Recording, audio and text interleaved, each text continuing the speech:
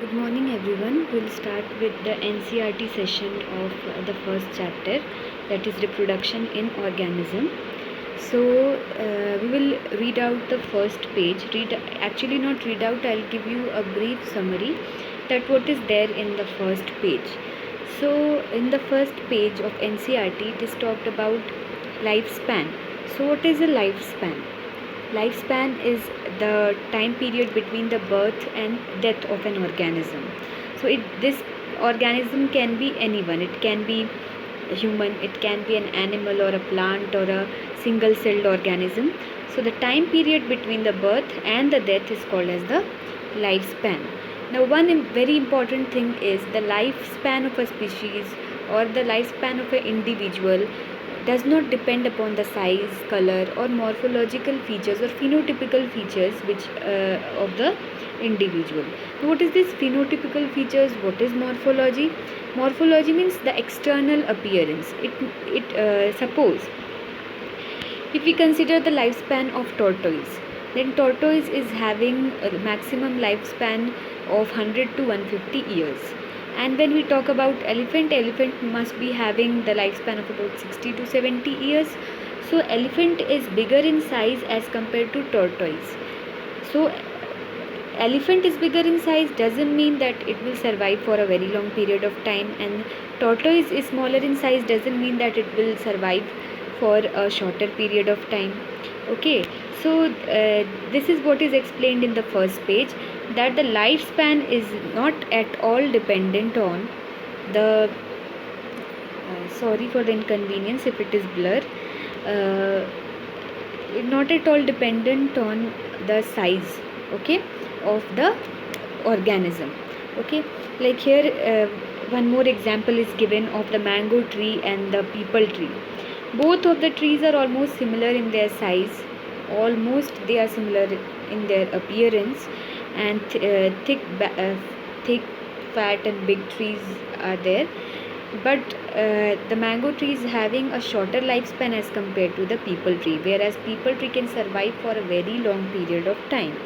Okay, so lifespan has no relation with the size, no relation with the color, no relation with the external appearance of the organism. Now let's move to the second page of NCERT, where we are having certain blanks and then lifespan of some of the animals are displayed or some of the organisms are displayed. So here you can see the butterfly is having lifespan of 1 to 2 weeks, crow is having lifespan of only 15 years, and crocodile is having lifespan of 60 years, tortoise is having lifespan of 100 to 150 years, as I told you.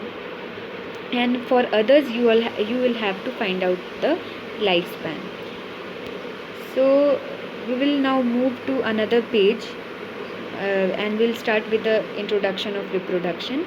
So reproduction is one of the process which differentiates the living organism from non-living organism. Okay, so it is one of the easier method by which you can easily differentiate the living and the non-living being.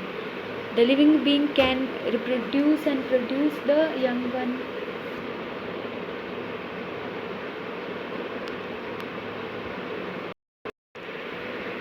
So we'll move to the introduction part. So reproduction is one of the process which differentiates the living being from non-living being. And for example, when living beings can reproduce, they can produce young one of their own kind, but non-living organisms cannot. But there is an exception also, a very hot topic of today, that is viruses.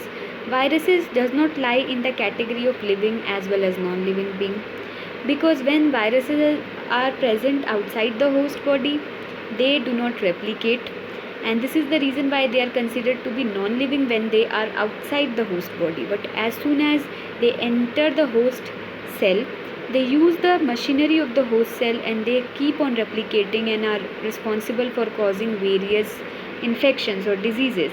So virus is an exception to this. Otherwise you can easily differentiate a living and a non-living organism through this criteria, which is called as reproduction.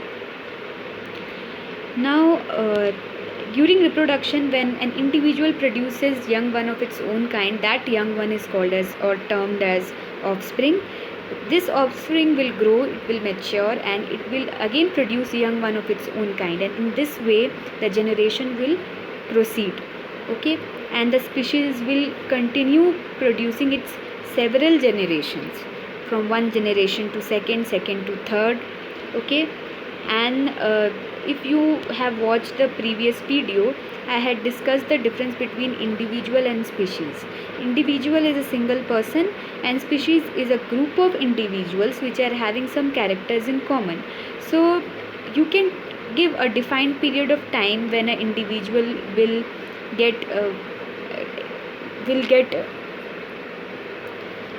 vanished from earth, but you cannot define a period of time when the species is going to get vanished from earth, because it entirely depends upon the environmental factors, the natural factors, and the way whether they are carrying out reproduction or not. Because till the time the species will continue carrying out reproduction, it will not get extinct. Okay, let's say when we talk about tigers, there in past so many decades there has been a huge hunting, poaching of tigers. So very less amount of tigers are left in India today, and it may happen in near future, since tiger has come under endangered species. It may happen in near future that we'll be telling our younger generations that there existed an animal like tiger. Okay, if these tigers do not proceed reproducing, if they proceed reproducing, they will increase the number of their number of species, their family in the earth or in India, and we will not have tiger in the extinction category. Okay, so this is why is reproduction important for the species to not get vanished from earth. Okay, reproduction is very very important, and when a organism reproduces, the characters of the parent, it gets passed on to the offspring, and this we'll learn in the chapter Principle of Inheritance and Variation, where we will see that how the characters from the parents are transferred to the young ones through various theories of or through various laws of Mendelian. Okay, here we'll focus on reproduction. So reproduction is of two types, basically asexual and sexual mode of reproduction.